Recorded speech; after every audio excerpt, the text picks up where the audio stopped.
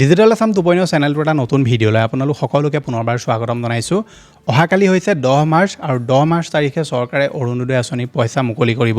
যেহেতু চৰকাৰে 20 ফেব্ৰুৱাৰী তাৰিখে কৈছিলে যে তেওঁলোকে অৰুণোদয় যি পইচা দিব বুলি কৈছিলে 8,000 টকা, সেই পইচাটো 20 ফেব্ৰুৱাৰী তাৰিখে দিম বুলি কৈছিলে, কিন্তু তেওঁলোকে সেই পইচাটো এতিয়া অহাকালি অৰ্থাৎ 10 মাৰ্চ তাৰিখে দিব আৰু এতিয়া আপোনালোকে 8,000 নহয় 9,000 টকা লাভ কৰিব। যেহেতু আপোনালোকক প্ৰথমে চৰকাৰে কৈছিলে যে তেওঁলোকে যিটো 1250 টকা সেইটো তেওঁলোকে একেলগ কৰি 5,000 টকা দিব আৰু বিহু উপহাৰ হিচাপে তেওঁলোকে 3,000 টকা দিব বুলি কৈছিলে, কিন্তু এতিয়া সেই 8,000 টকাটো বঢ়াই তেওঁলোকে এতিয়া 9,000 কৰি দিলে, যিটো আপুনি অহাকালি লাভ কৰিব।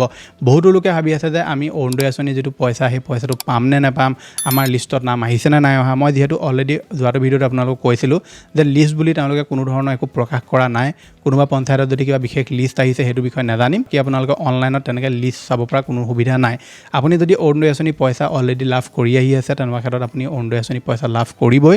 কিন্তু যিসকল লোকৰ ঘৰত ধৰি লওক চৰকাৰী চাকৰিয়াল আহিলে বা তেওঁলোকৰ ধৰি লওক এতিয়া নতুনকৈ ধৰি লওক চৰকাৰী চাকৰি লাভ কৰিছে, তেনেকুৱা ক্ষেত্ৰত তেওঁলোকে এই আঁচনিখনৰ পইচা নাপাবও পাৰে। এইটো কোনো কনফাৰ্ম নিউজ নহয়। আপুনি যদি অৰুণোদয় আঁচনিৰ পইচা লাভ নকৰে তেনেকুৱা ক্ষেত্ৰত জানিব যে সেইটো এটাও কাৰণ হ'ব পাৰে যে আপোনালোকৰ ঘৰত চৰকাৰী চাকৰি নতুনকৈ কোনোবাই লাভ কৰিছে, যাৰ কাৰণে আপোনাৰ নামটো অৰুণোদয়ৰ পৰা তেওঁলোকে কাটি দিবও পাৰে।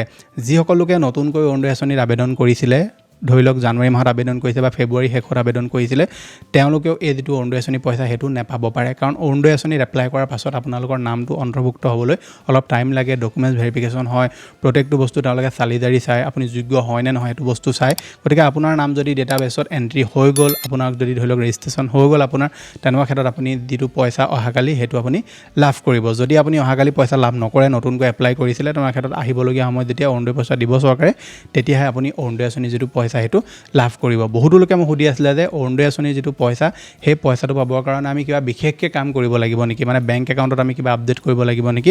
মই অলৰেডি যোৱা ভিডিঅ'ত ক'লোঁ যে আপুনি যিহেতু অৰুণোদয় আঁচনিৰ পইচা পাই যদি আছে তেনেকুৱা ক্ষেত্ৰত একো কৰাৰ প্ৰয়োজন নাই। কিন্তু আপোনালোকৰ বেংক একাউণ্টত যদি কিবা কাৰণত KYC ফেইল হৈ গ'ল, তেনেকুৱা ক্ষেত্ৰত পইচা আপুনি নাপাব, মানে ৰৈ যাব পইচাটো।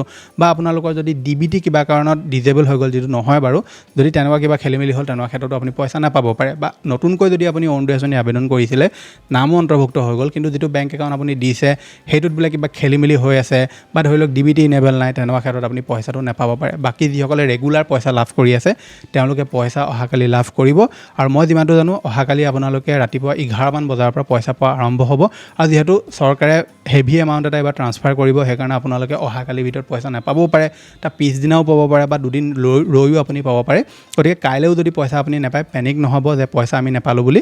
কাইলৈ প্ৰায়সংখ্যক লোকে পাই যাব, কিন্তু ধৰি লওক আপোনালোকে কাইলৈ নাপালেও পৰহিলৈ আপুনি যিটো অৰুণোদয় আঁচনিৰ পইচা সেইটো আপোনালোকে লাভ কৰিব।